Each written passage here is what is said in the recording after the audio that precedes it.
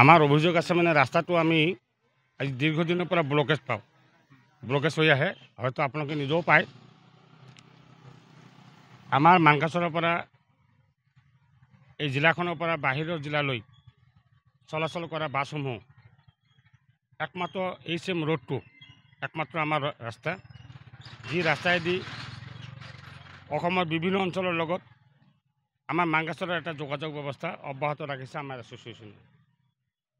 কিন্তু দেখা যায় যে মেঘালয় গভৰ্ণমেণ্টে অসম বাংলাদেশৰ লগত যিটো এক্সপৰ্টৰ বিজনেছ কৰি আছে, মেঘালয় গভৰ্ণমেণ্ট আমাৰ ইয়াৰ পৰা যিবিলাক মানুহে বিজনেছটো কৰে তেওঁলোকে মেঘালয় ৰোডটো ব্যৱহাৰ নকৰাকৈ আমাৰ বিভিন্ন জনৰ সহযোগিতাত, বিভিন্ন পক্ষৰ সহযোগিতাত মই ক'ব লাগিব, তেওঁলোকৰ সহযোগিতাত আমাৰ HM ৰোডটো 22 কিলোমিটাৰ ৰাস্তা, যি ৰাস্তাত আমাৰ প্ৰায় 5 লাখ মানুহ ডেইলি অহা যোৱা কৰে, এই ৰাস্তাখন একেবাৰে ধ্বংস কৰি আছে।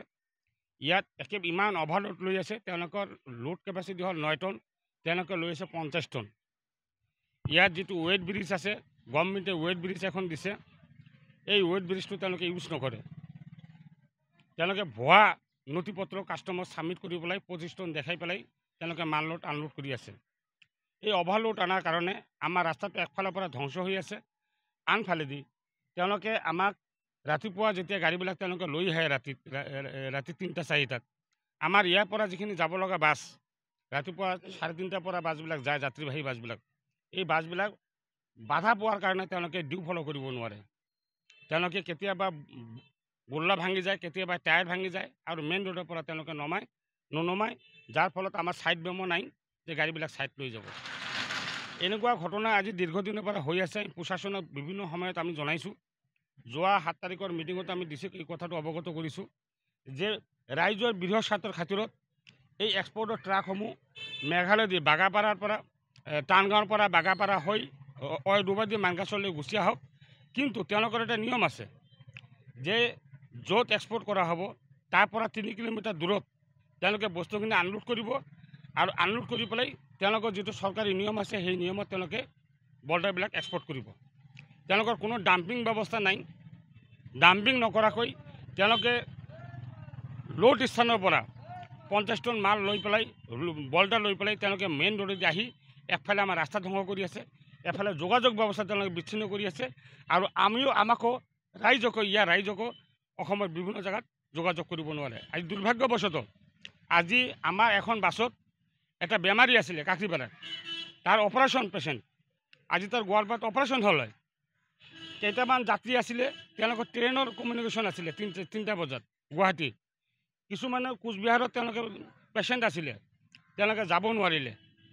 আৰু এনেকুৱা পৰিস্থিতি হৈছে যে আমাৰ সময়ৰ অভাৱত, আমাৰ যিহেতু বাছবিলাকৰ টাইমিং থাকে, বিভিন্ন ষ্টেচনত আমাৰ টাইমিং থাকে, সেই টাইমৰ অভাৰ কৰি গ'লে তাত আকৌ নেক্সট বাছটো লাগি যায়। টাইমিঙৰ অভাৱত আমি গাড়ীবিলাক চলাব নোৱাৰিলোঁ। আজি আমাৰ দুখীয়া ল'ৰাবিলাক, আমাৰ কৰ্মচাৰীখিনি আজি খাব কি? তেওঁলোকে বাধ্যত পৰি পেলাই আমাক অভিযোগ দি আহিছে, আমিও অভিযোগ প্ৰশাসনক দি আহিছোঁ। তেওঁলোকে বাধ্যত গাড়ী আনি পেলাই থানা প্ৰশাসনৰ সন্মুখত গাড়ীবিলাক ৰখাই থৈ দিছে যে তেওঁলোকৰ মজুৰি লাগে, ডেমাৰেজ লাগে, নতুবা তেওঁলোকে গাড়ী নচলায়। আপুনি যে ক'লে যে 9 টনৰ ঠাইত 40 টন 50 টন মাল লৈ আহে, ইয়াত কাৰ নেতৃত্বত চলিছে? এইটো প্ৰশাসনৰ কথা, কোনে নেতৃত্ব দি আছে ইয়াত। আজি এইটো এক্সপৰ্ট এছ'চিয়েশ্যন হ'ল আপোনাৰ builder expert association, Indo Bangla builder, মানকাছৰৰ। কিন্তু বস্তুটো মেঘালয়ৰ পৰাই আহি আছে। তেওঁলোকৰ যিটো ৰেভিনিউ মেঘালয় গভৰ্ণমেণ্টে পাই আছে। সভাপতি আব্দুল শহীদ আৰু সম্পাদক হ'ল নাজিম হুছেইন।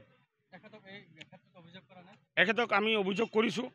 তেওঁলোকে কৈছে ৰাতি 3টাত গাড়ী পাৰ হৈ যায় চব, আৰু আজি ৰাতিপুৱা 4টাত, হয়তো আপোনালোকে আহোঁতে গম পাই আছে, এতিয়াও বল্ডাৰৰ গাড়ী ৰোডৰ ওপৰত থিয় হৈ আছে,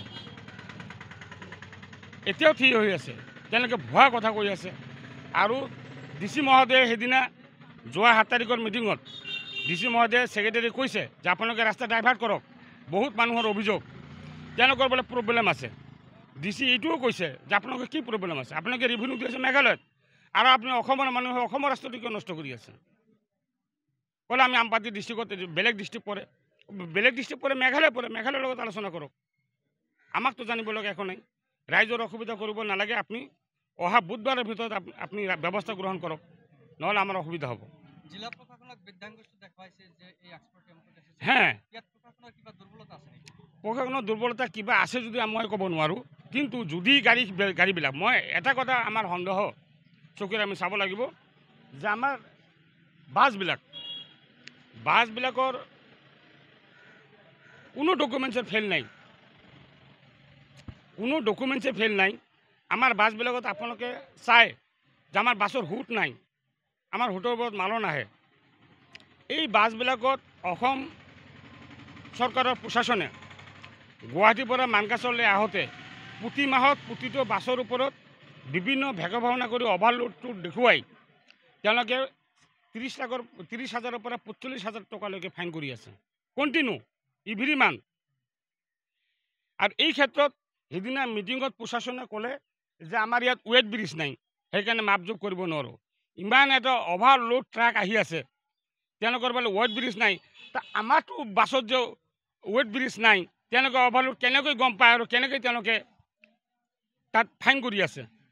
গতিকে এইটো ইয়াৰ ভিতৰত কিবা এটা সন্দেহ চকুৰে ৰাইজে চাই আছে, মই অকলে নহয়, ইয়াৰ সমূহ ৰাইজে চাই আছে। আজি আমাৰ শ্ৰমিকবিলাকে তেওঁলোকক কৈছে ট্ৰাকবিলাকক যে আপোনালোকক সময় দিয়া আছে 3টাৰ ভিতৰত, মানকাছৰৰ ভিতৰত সময় যোৱা। আপোনালোকে এতিয়া বাজে কেইটা? 4:30 বাজিছে, আপোনালোকৰ গাড়ী এতিয়াও ইয়াত। তেওঁলোকে অপেনলি তেওঁলোকে আমাৰ ষ্টাফবিলাকক কৈ আছে, ষ্টাফবিলাকৰ পৰা ষ্টাফমেণ্ট লওক, ষ্টাফমেণ্ট তেওঁলোকে দিব। সম্পাদক আছে শ্ৰমিক সন্থাৰ, তেওঁলোকে অভিযোগ দিব। ডিষ্ট্ৰিক্টৰ ড্ৰাইভাৰ মই। তো সবচেয়ে বড় কথা হৈছে মই মানকাছৰৰ পৰা বৰপাটালৈকে যাওঁ, তো মোৰ টাইম 5:30। ইয়ালৈকে যাওঁতে ৰাস্তাত চাই আছোঁ মই, মানে 5:30 মই তিনিআলিত পাইছোঁ। তিনিআলিত যোৱাৰ পৰা এইখিনি মানে কদমতলিলৈকে এইখিনি পূৰা ট্ৰাক। মানে মই যে 1 ফুট 2 ফুটকৈ আগাম এনেকুৱা বুদ্ধি নাই। আৰু ইহঁতৰ ট্ৰাকটো হ'ল কি, মানে মাজেদি আহে, কিহৰ ট্ৰাক? বলৰৰ ট্ৰাক, বাংলাদেশ যায় ইয়াৰ পৰা। তো ইহঁতৰ মাজেদি আহে, তাহাঁতক বোলে এই অলপ ছাইড দিয়া, মই বাছ গাড়ী যাব লাগে। কয় তোমাক যাব লাগে, আমাক যাব নালাগে, মই টেক্স দিছিলোঁ। তো কি টেক্স দিয়া? কয় ইয়াৰ পৰা লাগে যে গোটাই আমি টেক্স দিওঁ, গোটাই ৰাস্তাতে টেক্স দিওঁ, আমি নিদিওঁ। মানে তাহাঁতৰ কথা। তো মোৰ কথাটো হ'ল যে মোৰ পাব্লিক বাছ, মই পাব্লিক গাড়ী চলাওঁ, মোৰ একটা টাইমৰ কথা আছে। মই ইয়াকলৈকে বৰপেটালৈকে টাইম মেইনটেনেন্স কৰি চলিব লাগে। মোৰ হাতচিঙিৰ পৰা টাইম আছে মোক 6:30। মই 6:30 1 মিনিট পিছত পালে তাতে মোৰ ষ্টাফে কাজিয়া লাগে, বেলেগৰ টাইমত সোমাব নিদিয়ে। তো মোক তেনেকৈ গাড়ী চলাব লাগিব। তো তেওঁলোকে ট্ৰাক আলাবিলাক যদি এনেকুৱা গাড়ী চলায়, তো মই কেনেকৈ চলাম গাড়ী? তো এইটো কমপ্লেইন আজি নহয়, এইটো আপুনি যে ক'লে যে ট্যাক্সৰ কথা ক'লে, এইটো কোনে ট্ৰাকৰ ড্ৰাইভাৰ কি কৈছে? কেনেকৈ কৈছে কথাটো? কথাটো এনেকৈ কৈছে যে আমি টেক্স দি চলাওঁ, য'তে কমপ্লেইন কৰিবি কৰ, একো তোমাহঁতৰ লাভ নাই, মই আহি থাকিম, যাই থাকিম। মানে সবাকে পইচা দিয়া বুলি সিহঁতক কৈ থাকে। আজি এইটো কথা নতুন নহয়, কথাটো কেনেকৈ এইটো আমাক কৈছে।